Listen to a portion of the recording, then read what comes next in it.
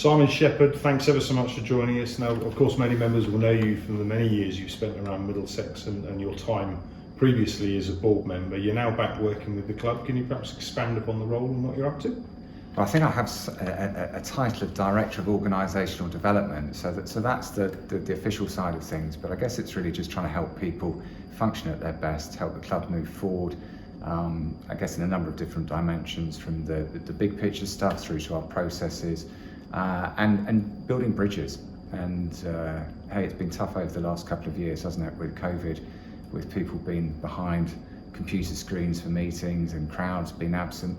There are a lot of bridges to build at this time, so I see that as one of the major roles and objectives that I've got. I know you've been working with the playing group and a number of the teams that sit within different departments of the club on addressing a few areas, and one of those is identifying drivers and drainers, as you called them, the factors that either inspire and motivate you to succeed, or conversely those that detract you from achieving your goals. How do you go around finding out what those drivers and drainers are, and how important do you feel they are in the day-to-day delivery of everybody's work? Well, I think that finding out what they are involves having open conversations, and those don't just happen overnight. You can't walk into a dressing room or walk into the office or walk into a board meeting and say we're going to have an open conversation. However much you'd like that to happen, it comes about by building relationships and getting confidence within people, and then getting them to be confident with each other. And then you can get to that point where you go, right now folks, let's just have a little think about this. What are the things that are really going to allow us to flourish as an organisation and as a team, and equally have those tough conversations about what I call the anti-cultures. What are the factors that are going to really drain us of energy, that get under our skin and ultimately can cause problems? Speaking of culture, Shep, how the work you're doing on our culture, how does that tie into the wider focus we now obviously have as a club in creating a culture that makes us more inclusive, which is obviously a big part of our ED&I plan? Sure. If I look back at the mission statement of the club as it stands at the moment, there's sentences in there around uniting people, enriching people's lives through cricket. And it isn't just, Middlesex cricket is not just a first team men or a first team women. We are a community, and it's really exciting to see lots of different aspects of our community. And if we can make things more consistent about almost creating the Middlesex way or a Middlesex mantra, I think that will also create even further consolidation of the feeling of togetherness.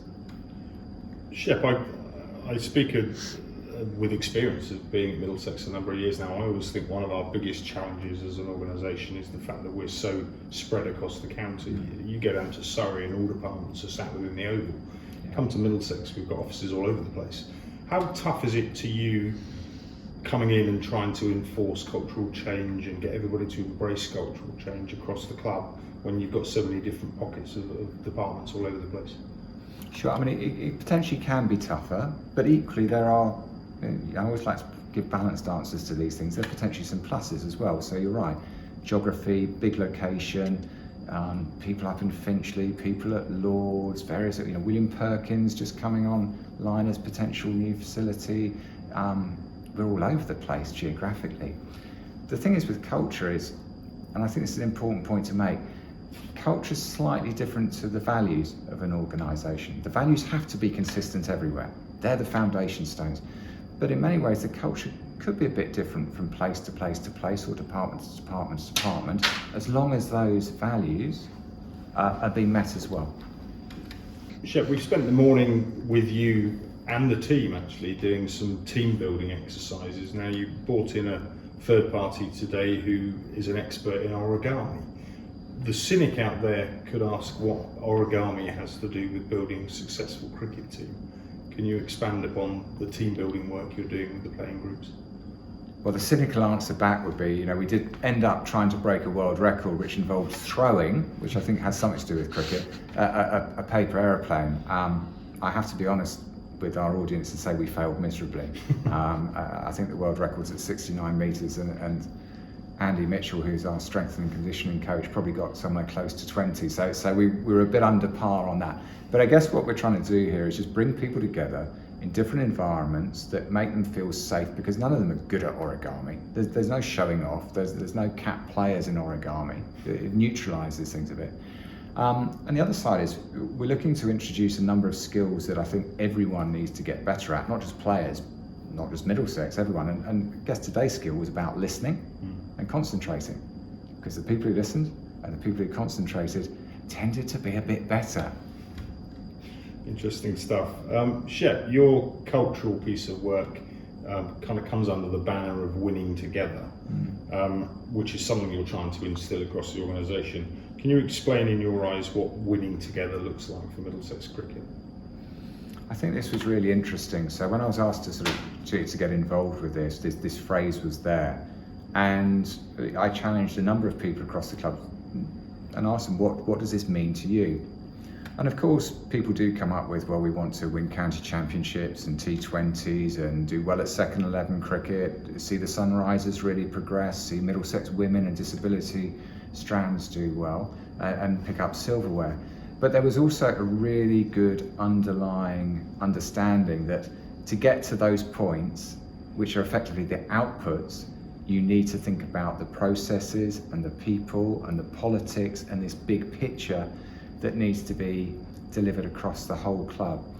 And I guess what I also really see about that phrase, winning together, is trying to bring together our different stakeholders, players, the office, our members, really, really important, who've in many ways been isolated over the last 2 years as well, our sponsors, and indeed our community. And I think the events in cricket over the last months have accentuated, this is the moment.